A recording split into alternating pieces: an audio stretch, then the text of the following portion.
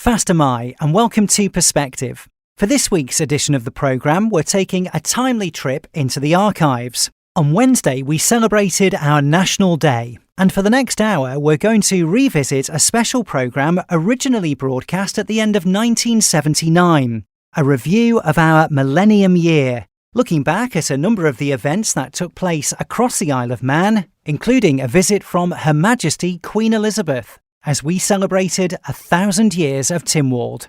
The programme was presented by Ian Cannell. Officially, 1979 began at 7 o'clock in the evening of the 1st of January, like this.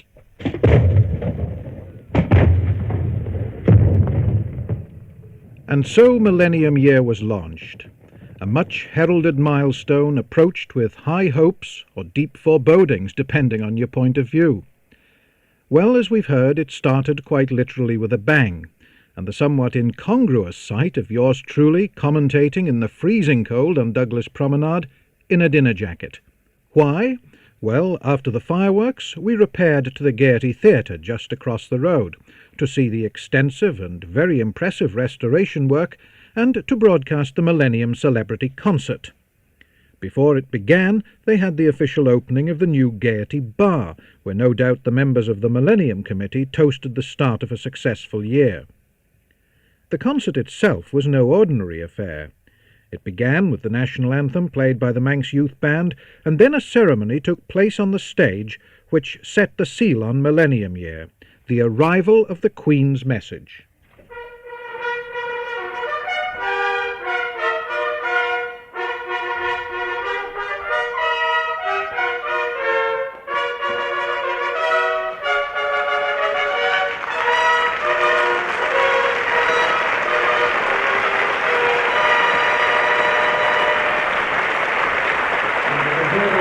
From the audience as Derek Harrison, flanked by his 4 escorting athletes, runs down the centre aisle of the Gaiety Theatre, up the red-carpeted staircase and onto the stage of the theatre, where he hands the silver baton containing the message from the Lord of Man to Mr. Robert Quayle, the Clerk of Tynwald. And you will hear Mr. Quayle announcing the arrival of the baton, and that will be followed by the voice of His Excellency the Lieutenant Governor.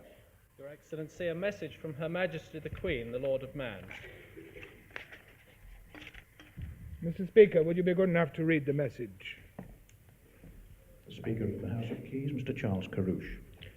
Your Excellency, Your Worship, my Lord Bishop, Your Honours, distinguished guests, ladies and gentlemen, the royal message reads, I am deeply grateful to Your Excellency, the Council and Keys in Tynwald assembled, and the people of the Isle of Man for your warm and loyal greetings.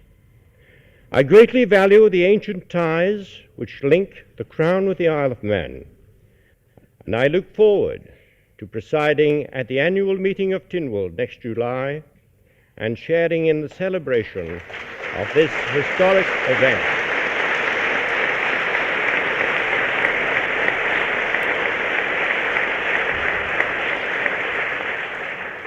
Elizabeth R., Buckingham Palace. So now we knew at least that the 1979 Tynwald ceremony would be a royal occasion. Well, having got Millennium Year off to a successful start, we found ourselves caught up in a widely varying programme of Millennium Year projects.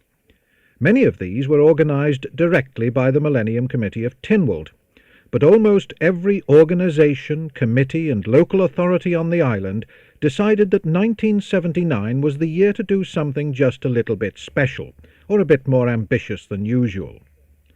The churches, too, decided to mark Millennium Year in a very special way, with the week-long Mission to Man centred on the Villa Marina at the end of March.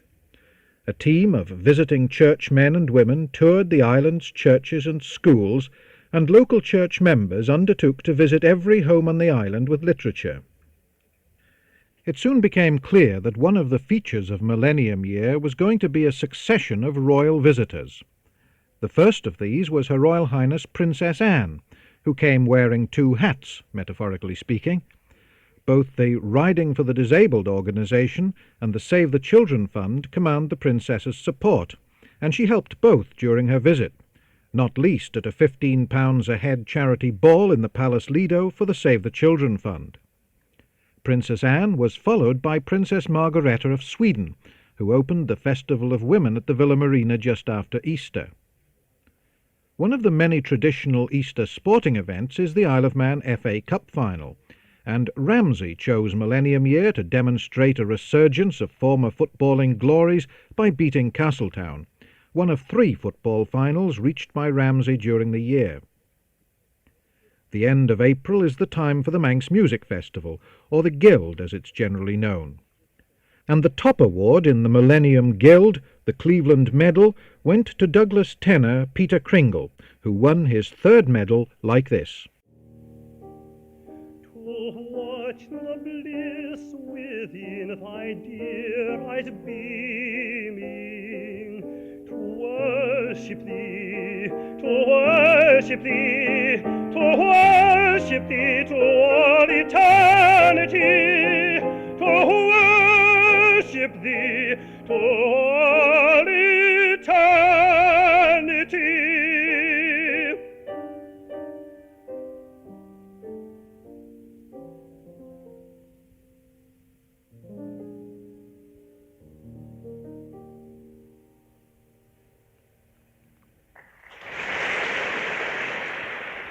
Peter Kringle singing I Love Thee by Grieg in the Cleveland Test.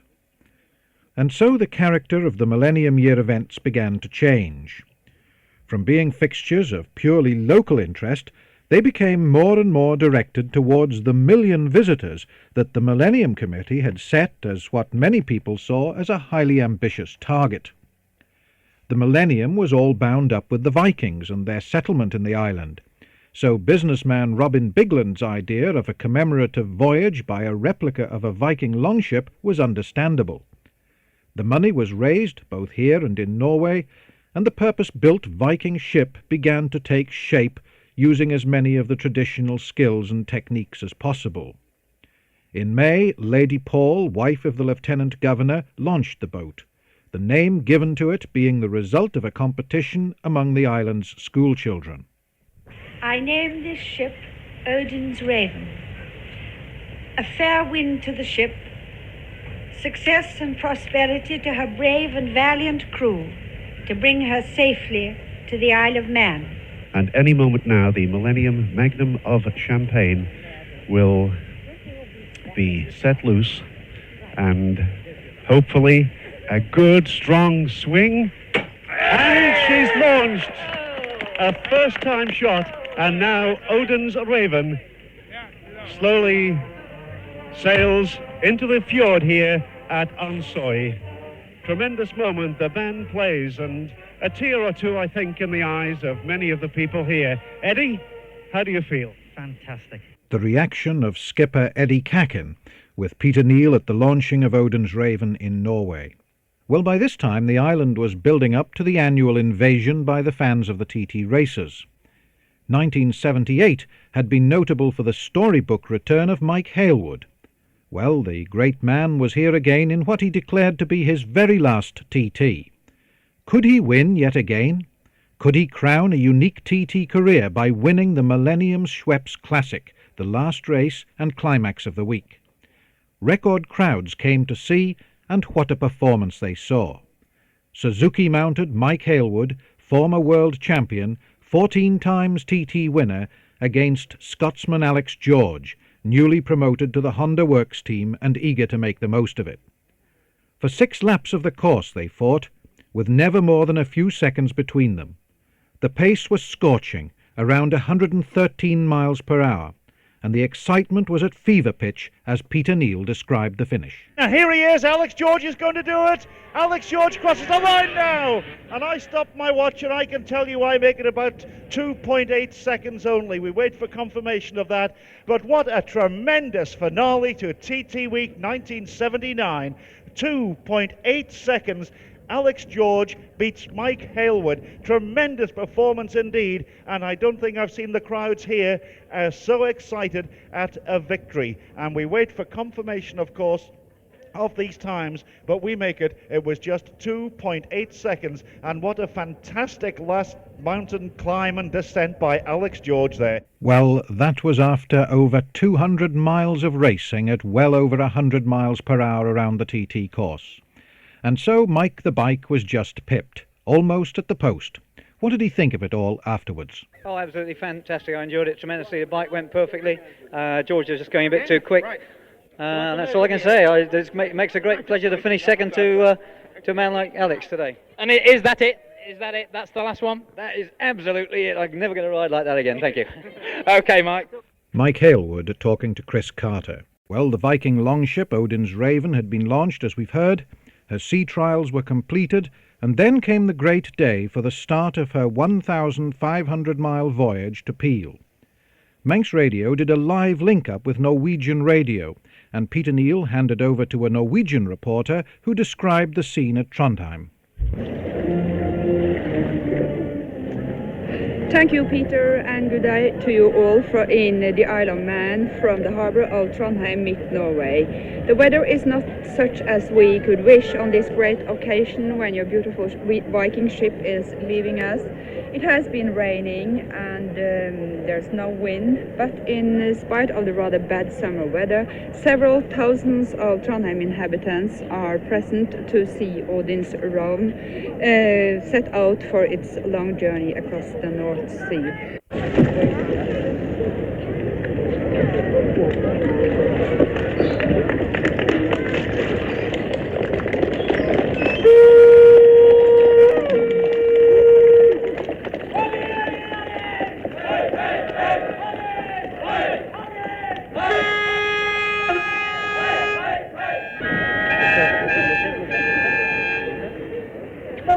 The great moment has arrived. The Odin's Raven is leaving the harbour of Trondheim. Thank you from Kari Werner Røfsti in Trondheim and back to Peter Neal in the Isle of Man. Well, the Viking longship made the voyage across the North Sea, and Robin Bigland and his intrepid crew survived a capsizing in the Hebrides to make a triumphant landing in Peel on schedule during the evening of the 4th of July. I can see now clearly the crew, and what a moment it's going to be for them and their families when Odin's Raven touches the Manx soil after 37 days of voyage. The crew members there's Robin Bigland, the chieftain, Colin Bowen, Brian Cousins, David Eames, Michael Ingram, Eddie Cacken, the skipper, George Neal, Shane Lucas, Rick Tomlinson, Richard Young, and Nigel Wood. They're the Manx members of the crew, and they were joined by 5 Norwegians, Odd Borstad, Rolf Hansen, Knut Hoff, Knut Skogøy, and Arne Vith. And now it's a matter of 30 yards. They're rowing well. I can see Robin Bigland, the chieftain, there. Eddie Cacken aboard there too, and she's almost touching Manx soil. They raise the greetings. The oars are going, the cheers are going up here at Peel, and Odin's Raven rowing as strongly as when she left Trondheim 37 days ago, and they are on Manx soil. The 2 leading members of the crew leap into the water, the crowds cheer, the applause rings out, and Odin's Raven, as each member of the crew now, the Manx and the Norwegian alike, they leap into the waters and onto the beach. And what a greeting they are about to receive. His Excellency, the Lieutenant Governor, the patron of the Manx Millennium Voyage, and Lady Paul, who performed the launching in Norway in Manx and in English, and she calls herself the godmother to this vessel, and I'm sure it's a very proud moment for her particularly that she has arrived safely. Well, the voice that you could hear there behind Peter Neal's was a Norwegian commentator broadcasting live back to Norway. But while the latter-day Vikings were still sailing around the west coast of Scotland, the Lord Bishop of Soda and Man led the Manx people in a national service of thanksgiving, held in the cradle of Christianity in the island, Peel Castle. That was held on Sunday the 1st of July, the beginning of Tynwald week. Preparations had been going on for weeks, even months. Rehearsals were in full swing for the royal Tynwald ceremony at 7:30 on a Sunday morning of all times, and there wasn't a lady's hat remaining in the shops. Royalty meant pageantry, splendour and military ceremonial, and a whole host of military personnel descended on the island, guardsmen and parachutists saluting guns and horses, bands and trumpeters. And they all came together for 2 memorable nights at the Bowl in Douglas to stage a floodlit military tattoo, and then it was Tynwald Day. St. John's was beset by grandstands, television scanner vans, portable loos, marquees housing closed-circuit televisions, stalls upon stalls, and hawk-eyed security men. From all over the world, Manxmen had come to be there on the great day. From the early hours of the morning, the crowds had gathered to witness the ceremony which was to be unique in the whole world, the Millennium Tynwald ceremony. It was a slightly overcast morning on the 5th of July as the royal flight from Edinburgh arrived at Ronaldsway Airport. Then Her Majesty the Queen and His Royal Highness the Duke of Edinburgh travelled to St. John's in an open carriage, accompanied by a travelling escort of the household cavalry. This is how I described the scene for radio listeners. The leading members of the travelling escort have already arrived opposite to the reception area, and here now is the royal procession. The royal carriage, one of the landors from Ascot, being drawn by 4 Windsor grey horses. And you will be able to hear the cheering behind me as the royal party arrives at St. John's. 2 carriages. The second brings the Queen's Lady-in-Waiting, the Countess of Airlie, Crown Equerry and other members of the royal party, but now Her Majesty the Queen has arrived at St. John's.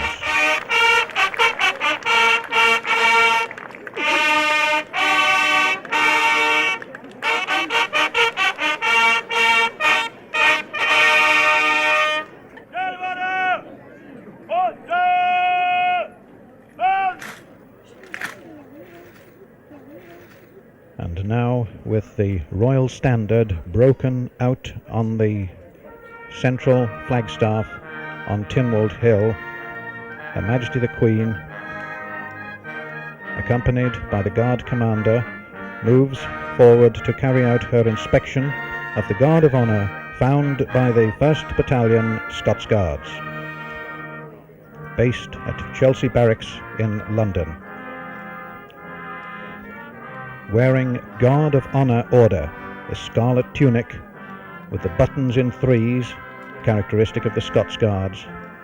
The soldiers wearing bearskins, which incidentally are made of real bearskin. The officers are larger, they come from the female bear, and this being the Scots Guards, there is no plume in the bearskin.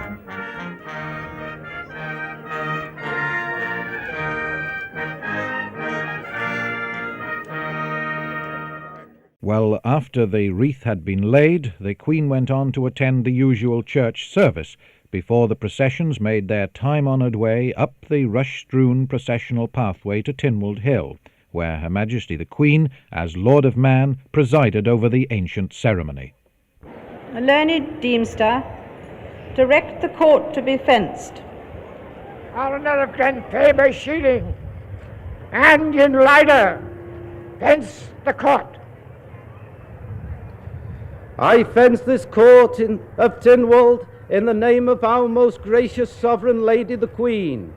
I charge that no person do quarrel, brawl, or make any disturbance, and that all persons do answer their names when called. I charge this audience to witness this court is fenced. I charge this audience to witness this court is fenced. I charge this whole audience to bear witness this court is now fenced. Tá mi cur an chwail fóhera, ons enam tjan vanin, nach gin pecher bi troja, bargert no berenes, ach de gin de chwilja pech, fregert tre te an aim. Tá mi cur cortus ar an einish, de vel an chwail fóhera. Tá mi cur cortus ar an einish, de vel an chwail fóhera. Tá mi cur cortus a cledden Inish Shaw, the Velen Whale for Hera.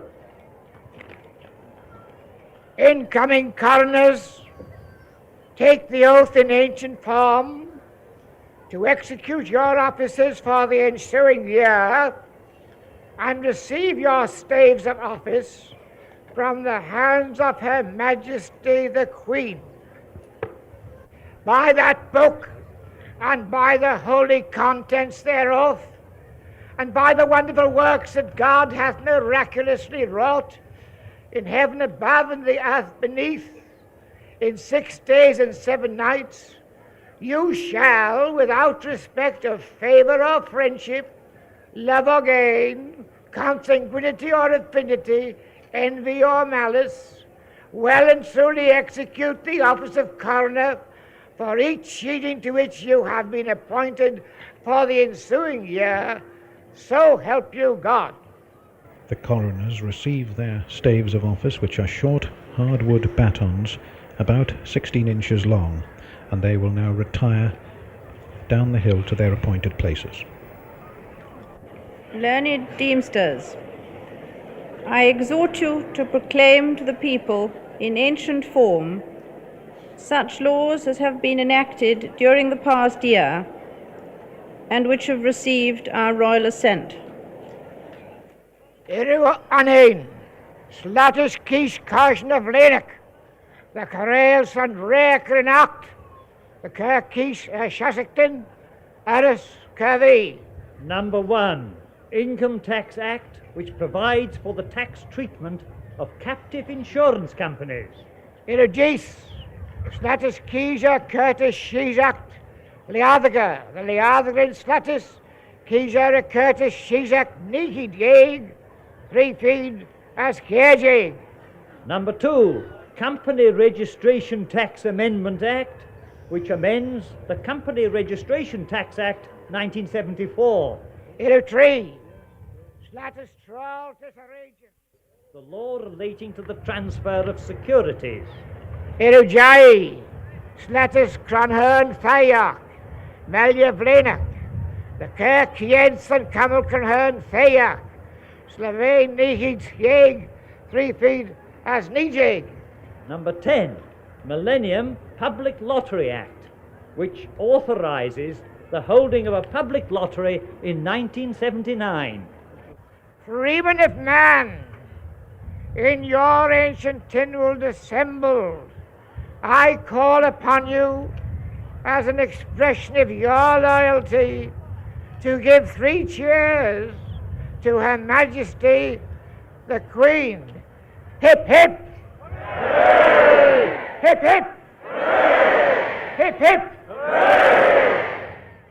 For this week's Perspective, we're revisiting a special programme originally broadcast at the end of 1979, a review of our Millennium year, looking back at a number of the events that took place across the Isle of Man as we celebrated 1,000 years of Tynwald. And let's continue our look now at that year's royal visit. Freemen of man, in your ancient Tynwald assembled, I call upon you as an expression of your loyalty to give 3 cheers to Her Majesty the Queen. Hip hip! Hooray! Hip hip! Hooray! Hip hip! Hooray! Has your Majesty any further commands? If any persons wish to present a petition for redress, let them now come forward. The ancient right of free men of man to petition the Lord at Tynwald, the highest court in the land. Well, Millennium Year produced a record number of petitions covering subjects ranging from pollution by nuclear waste from Windscale Power Station to the future of the birch as a form of corporal punishment. All would receive the same consideration. In accordance with Standing Order 140, I shall refer these petitions to the Standing Orders Committee of Tynwald, who will report on them at their earliest convenience. Tynwald will adjourn to the church and complete such business as remains to be transacted. The captioning ceremony in the church is not seen by members of the general public. This is when the new acts are captioned or signed as proof that they have been proclaimed from Tynwald Hill. Your Excellency, members of the Council, Mr. Speaker and members of the House of Keys, we shall now caption the acts just promulgated on Tynwald Hill.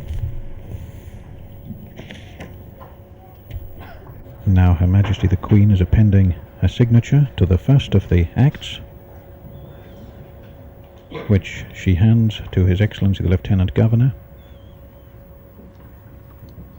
and she will have 18 of these documents to sign. By custom, those acts are signed using quill pens, the Queen's signature being followed by that of the Speaker of the House of Keys, captioning on behalf of the House of Keys. Your Excellency, members of the Council, Mr. Speaker and members of the Keys, that concludes the business of the Court. The Court will now stand adjourned to Tuesday, the 10th of July 1979 at 10:30 a.m. in Douglas. The Council will now retire, and members of the House of Keys will remain to transact such business as may be brought before them.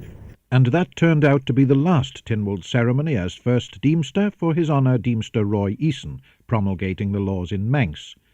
Later in the year he announced his retirement, to be effective in January 1980. Well, after the Tynwald ceremony, the Queen went on to Government House for avocado pears, poached salmon and strawberries. Then, in the afternoon, she travelled west again, this time to Peel, where the new secondary school was to be given the distinction of being the only school on the island to be opened by a reigning monarch. The name, Queen Elizabeth School, had its critics, but nevertheless there were large crowds outside it on the Douglas Road as Her Majesty the Queen arrived.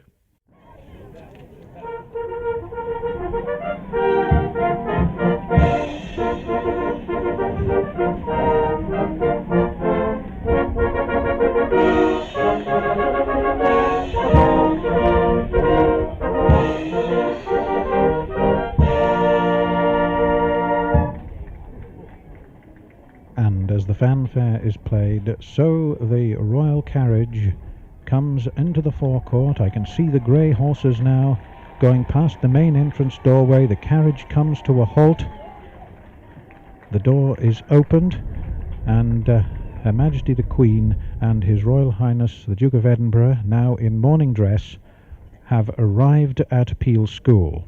Her Majesty is received by His Excellency the Lieutenant Governor, Sir John Paul, who is presenting Mrs. Betty Hanson, the Chairman of the Isle of Man Board of Education. She, of course, is also Chairman of the Isle of Man Government Millennium Committee, so she has certainly a lot of responsibility on this day in 1,000 years for the Isle of Man. She is now presenting Mr.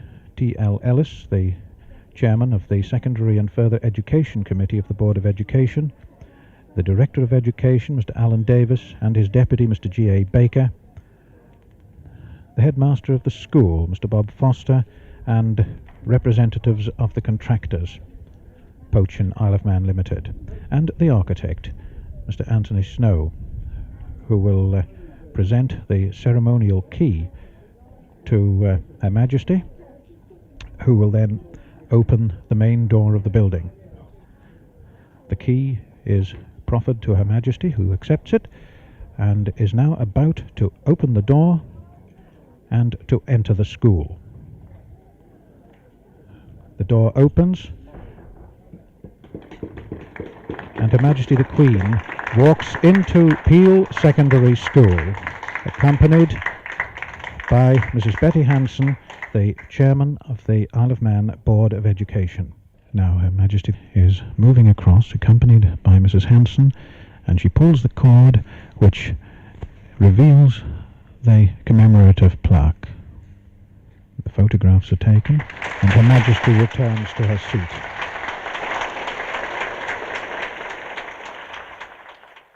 Then a choir of primary school children from all parts of the island, conducted by Alan Pickard, sang 2 Manx songs, including the Spinning Wheel Song.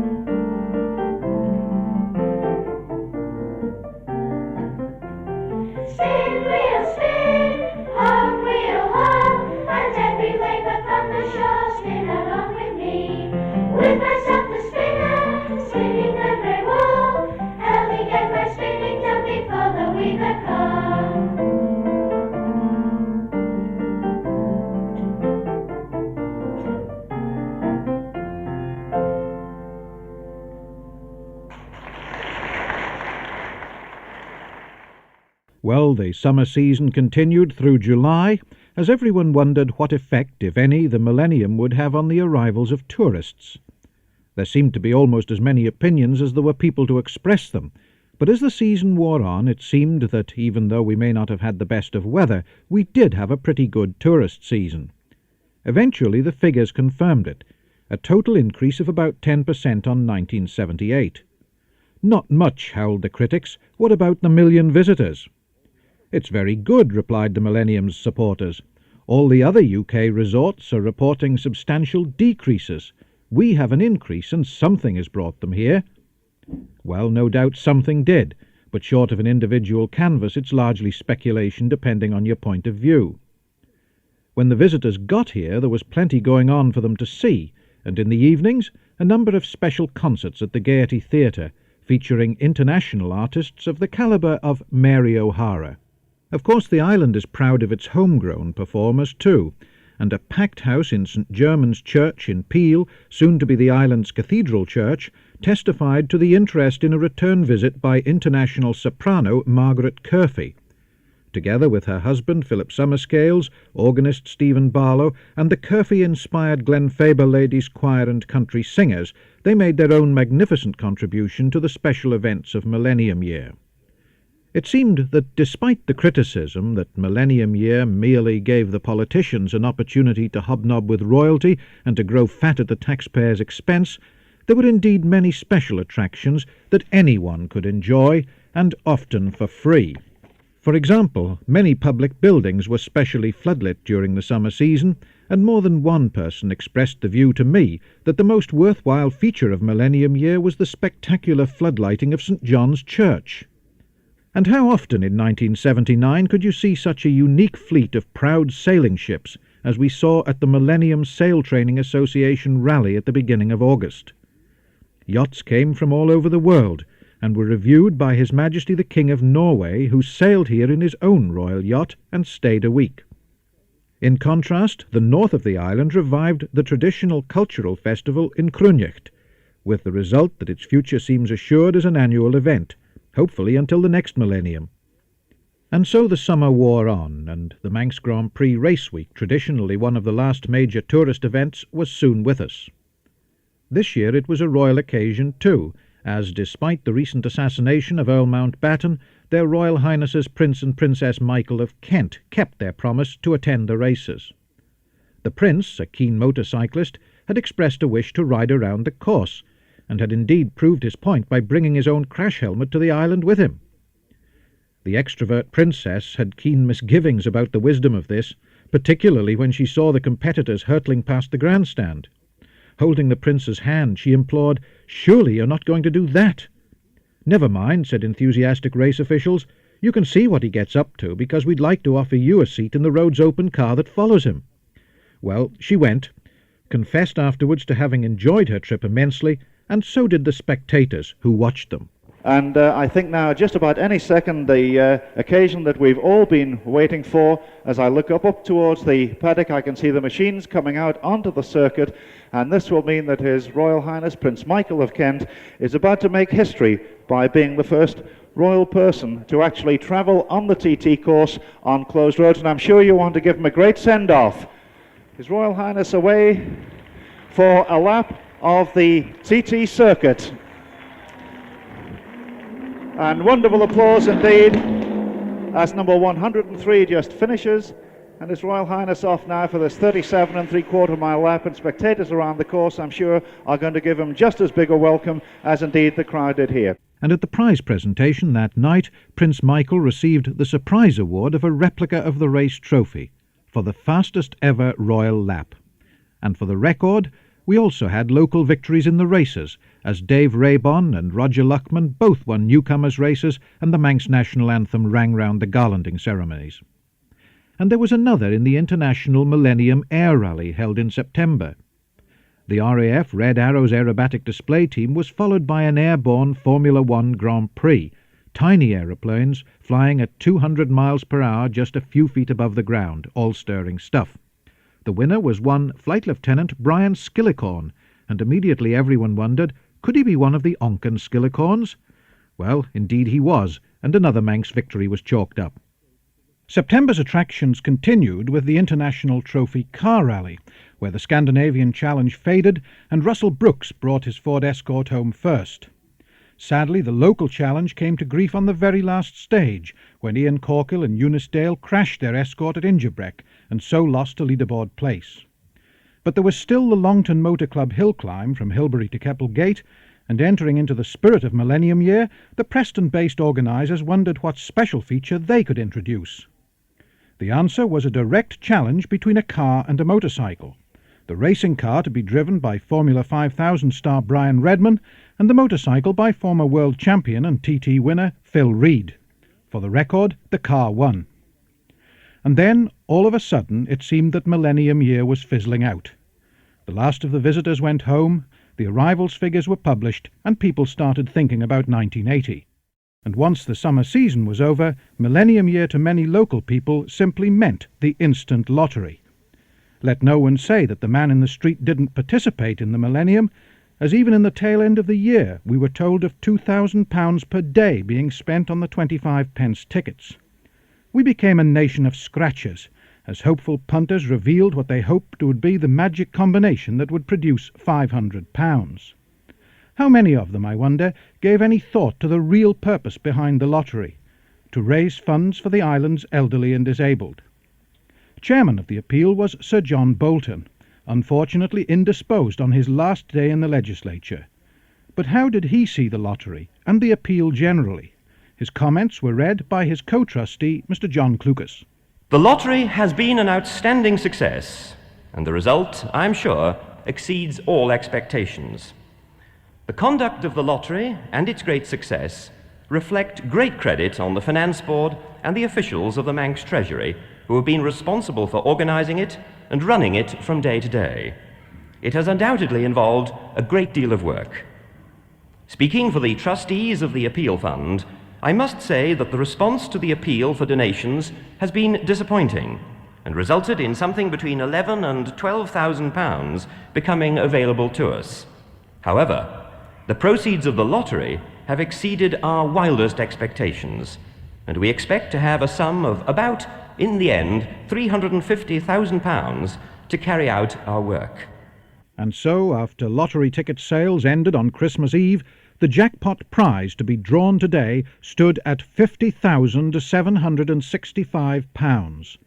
Miss Isle of Man drew the winning ticket in the Villa Marina this afternoon, watched by David Collister. Well, now the large drum is rolling.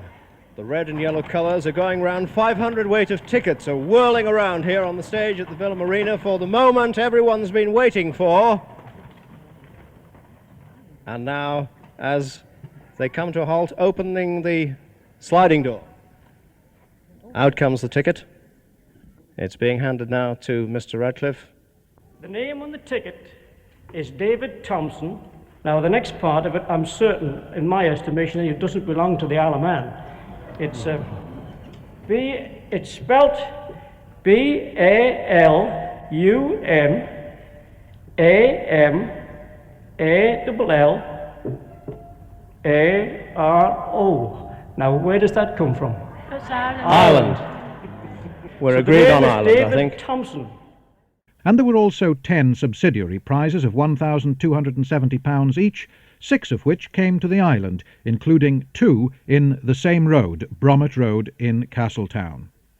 Well, Millennium Year started with fireworks, and with fireworks it will end, tonight at the centre of the island's heritage, Tynwald Hill at St. John's.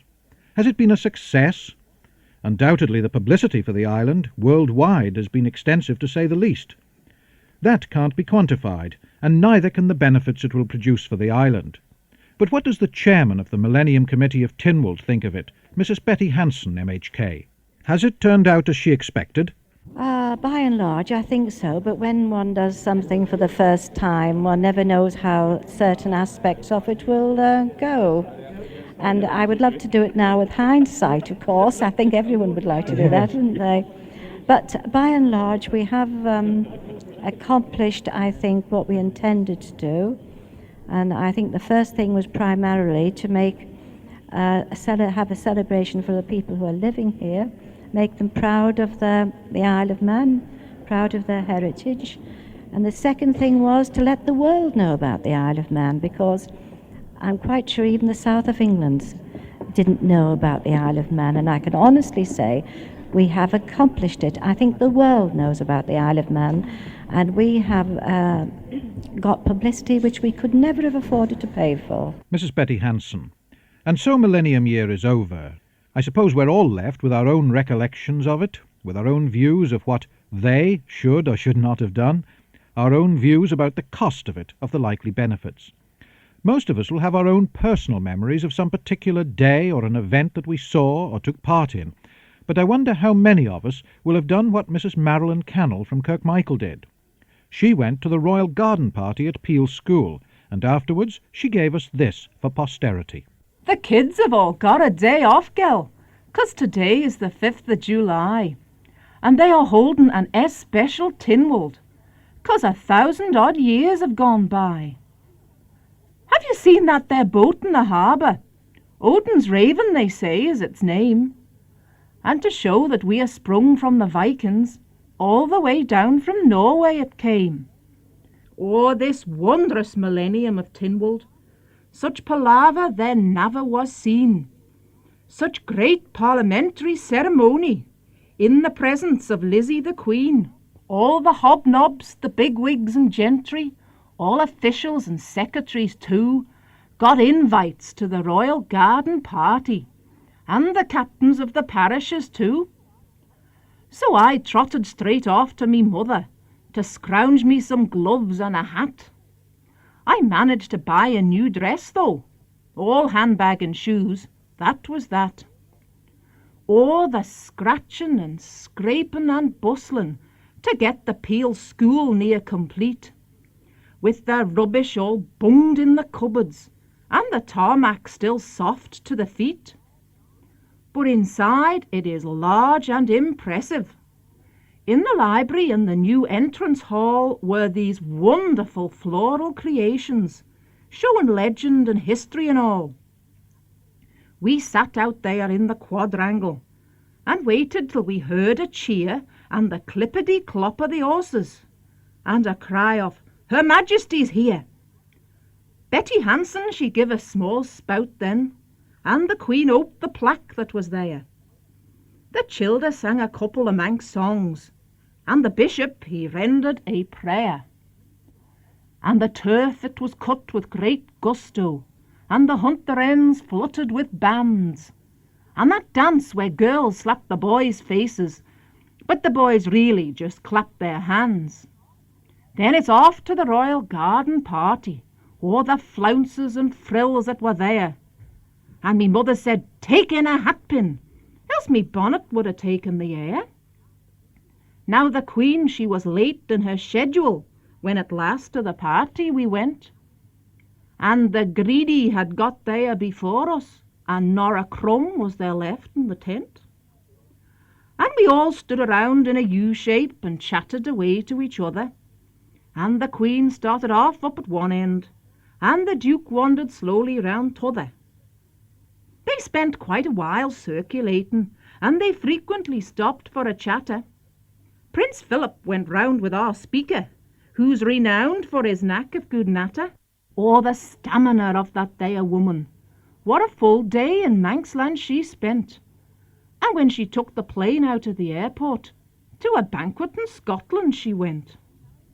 And now that the big day is over, things'll slowly go back as they were. But we Manx got our names on the telly, and our Charlie was given a Sir. Marilyn Cannell.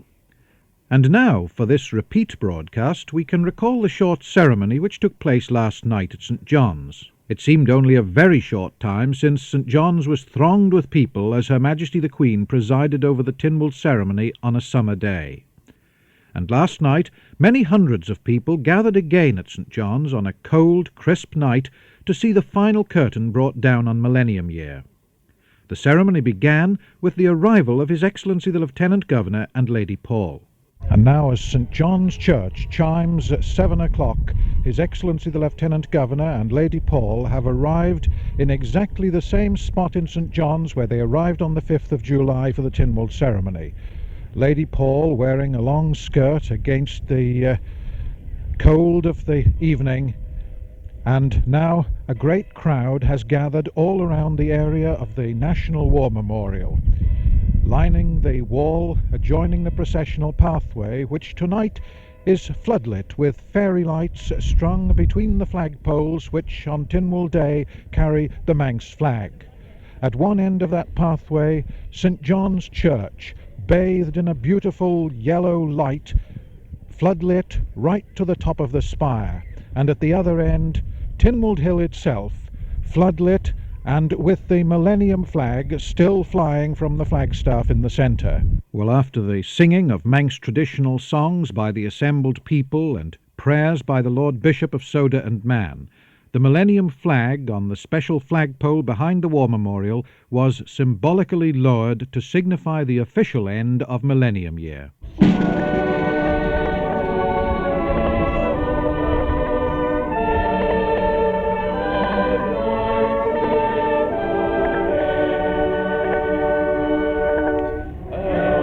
As the band plays Abide With Me, and the people gathered around the National War Memorial sing that well-known hymn, so a party of cadets from the Isle of Man Millennium group of cadets marches smartly forward and begins to lower the Millennium flag from the flagstaff behind the memorial. Slowly the Millennium flag, the scarlet flag bearing the Millennium symbol, is lowered down that flagstaff at the end of Millennium Year. To the accompaniment of reveille, the Millennium flag was replaced on the flagpole by the Manx national flag, the characteristic three legs of man. And so Millennium Year was finally over. And as we're reviewing the year's events, His Excellency the Lieutenant Governor, Sir John Paul, is in no doubt which was the outstanding event in his mind. Unquestionably, the highlight was the annual Tynwald ceremony. This would have been a memorable occasion in any event. It was made immeasurably more so by the presence of Her Majesty the Queen and the Duke of Edinburgh. And His Excellency revealed that he had sent a telegram to Her Majesty the Queen expressing the gratitude of the Manx people for the Queen's participation in the Millennium celebrations by exercising her right as Lord of Man to preside at the Tynwald ceremony. His Excellency had received a reply from the Queen in which she spoke of the happy memories she has of her visit in July. The Millennium ended as it began, with fireworks, and a beacon bonfire on the hillside behind Tynwald Hill. And I said to one of the staff of the Millennium office, "I suppose you'll be out of a job now." "Well, not for another month," he said. "The government auditors want our help in collating all the information necessary to produce details of the Millennium's finances. Now that should be a very interesting Millennium Year project."